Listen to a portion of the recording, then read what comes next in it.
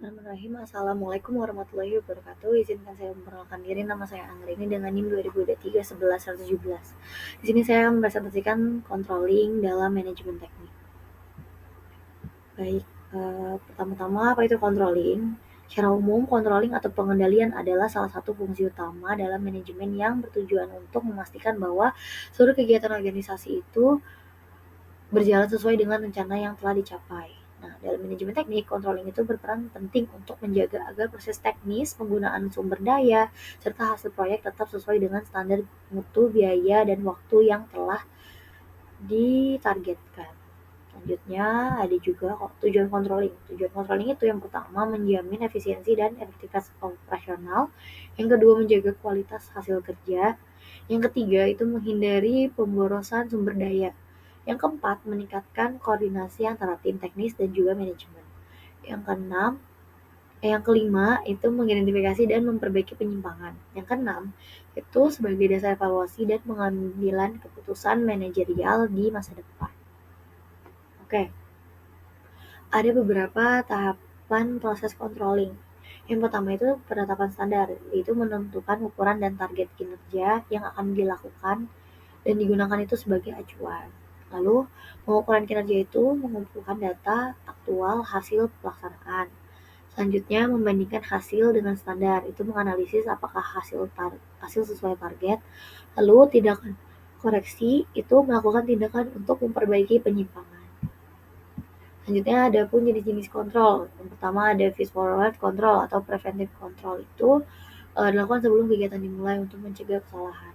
Contohnya itu briefing sebelum acara itu berfungsi untuk mengkoordinir satu sama lain untuk penempatannya di mana, akan melakukan apa, acaranya akan seperti apa, jadi semacam mapping. Lalu untuk concurrent control itu dilakukan sama prosesnya berlangsung. Jadi saat proses berlangsung itu semua sudah ada di tempatnya masing-masing dan dan melaksanakan job desk-nya masing-masing.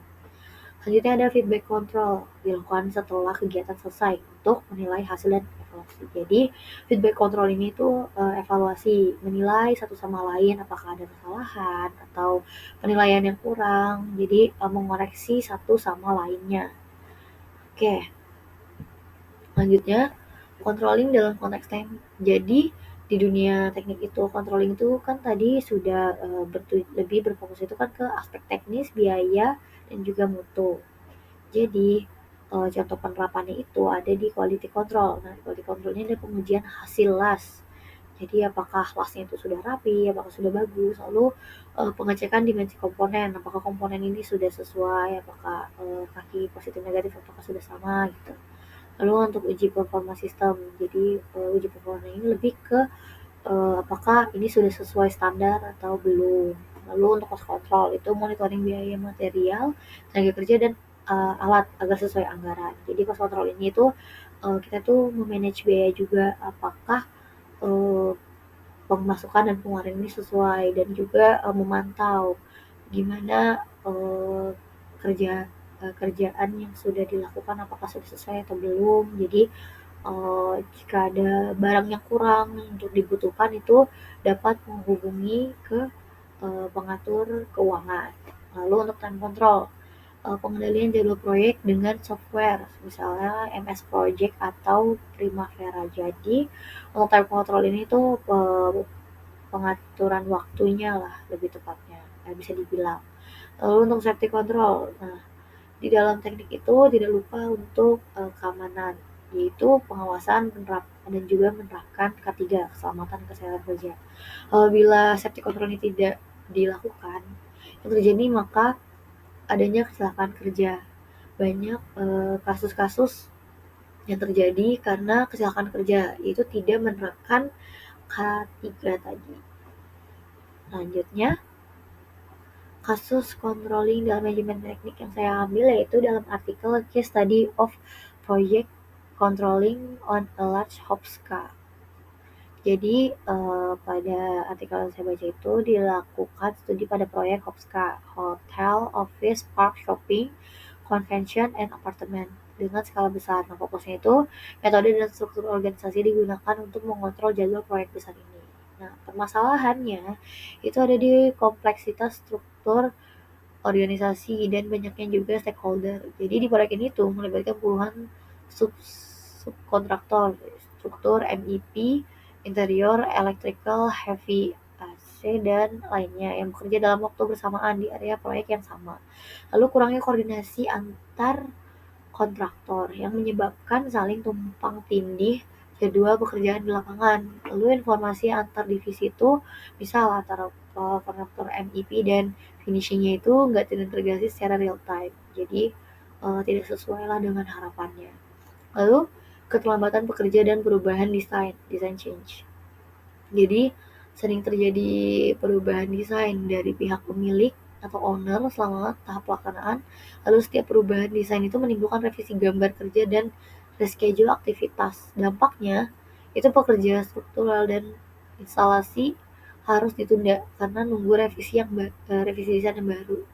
Jadi owner ini tuh tidak berkomunikasi dengan baik oleh kontraktor-kontraktor dan juga pekerja-pekerjanya yang diakibatkan banyak miskom. Lalu ketidaksesuaian antara rencana dan realisasi di lapangan. Jadi jadwal proyek atau master schedule itu dibuat dengan asumsi kondisi ideal, tapi di lapangan terjadinya itu banyak gangguan. Jadi misal cuaca buruk, ada yang terlambat dari pekerja ataupun terlambat material material impornya, terus keterbatasan ruang kerja. Lalu tidak ada sistem kontrol integrasi yang mampu memprediksi dampak perubahan kecil terhadap keseluruhan durasi proyek. Oke, untuk penyelesaiannya sendiri itu struktur pengendalian yang pertama, struktur pengendalian proyek itu khusus dibentuk proyek control office. Jadi memonitor status realisasi setiap tahapan. Lalu mau digunakan teknik milestone monitoring dan progress tracking, di mana tenggat dan proyek itu dipecah dalam milestone kecil. Lalu ada rapat koordinasi yang rutin antara kontraktor dan manajemen. Lalu penegakan penalti dan insentif bagi kontraktor agar menaati jadwal, lalu forecasting progress ke depan dan analisis tren deviasi selama eksekusi. Dengan hasilnya nanti dengan struktur kontrol ini nanti penyimpangan jadwal itu bisa diidentifikasi lebih awal sehingga tindakan koreksi bisa dilakukan. Misalnya memprioritaskan komponen kritikal guna mencegah keterlambatan lebih besar. Kasus kedua yang saya ambil yaitu Analysis on Civil Engineering Management and Effective Control of Projects Cost. Digunakan pendekatan studi kasus untuk memeriksa bagaimana manajemen teknik dan mengendalikan biaya dalam proyek sipil. Jadi masalahnya ini tuh kurang pengawasan penggunaan material di lapangan. Jadi material itu sering digunakan melebihi estimasi. Lalu kesalahan perhitungan, volume, dan pemborosan saat pemasangan. Lalu nggak ada mekanisme pengawasan stok bahan yang akurat. Jadi banyak material yang terbuang dan juga rusak. Jadinya sayang kan, yang seharusnya itu sesuai dengan kebutuhan malah over dan jadinya dibuang dan tidak digunakan. Lalu perubahan desain dan lingkup pekerja atau scope creep. Itu owner itu atau konsultan itu kadang melakukan perubahan desain di tengah pelaksanaan tanpa perhitungan dan juga dampak biayanya. Lalu kontraktor terpaksa menyelesaikan pekerjaan tambahan tanpa kejelasan kompensasi biayanya.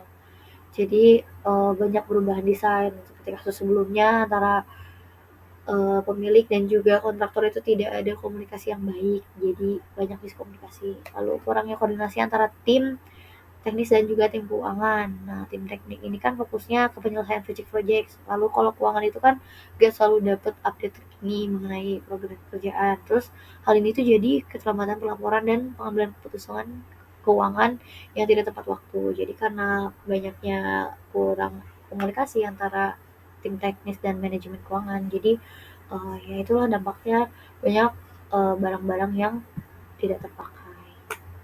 Jadi untuk penyelesaiannya itu struktur pengendalian proyek harus dibentuk atau project control office untuk memonitor status realisasi setiap tahapan. Lalu digunakan teknik milestone di mana itu ada tenggatnya. Terus rapat koordinasi, terus penegakan penalti dan insentif bagi kontraktor biar menaati jadwal dan juga forecasting proyek ke depannya untuk analisa. Nah, Dengan demikian, hasilnya itu penyimpangan jadwal bisa diidentifikasi lebih awal. Jadi bisa dilakukan misalnya komponen kritikal guna mencegah keterlambatan yang lebih besar. Kurang lebihnya sama seperti slide sebelumnya. Oke, untuk sumber jurnal berikut yang sudah saya ambil. Lalu kurang lebihnya sekian. Terima kasih. Kurang lebihnya saya mohon maaf apabila saat penyampaian saya ada salah kata, perbuatan ataupun ucapan. Wassalamualaikum warahmatullahi wabarakatuh. Terima kasih.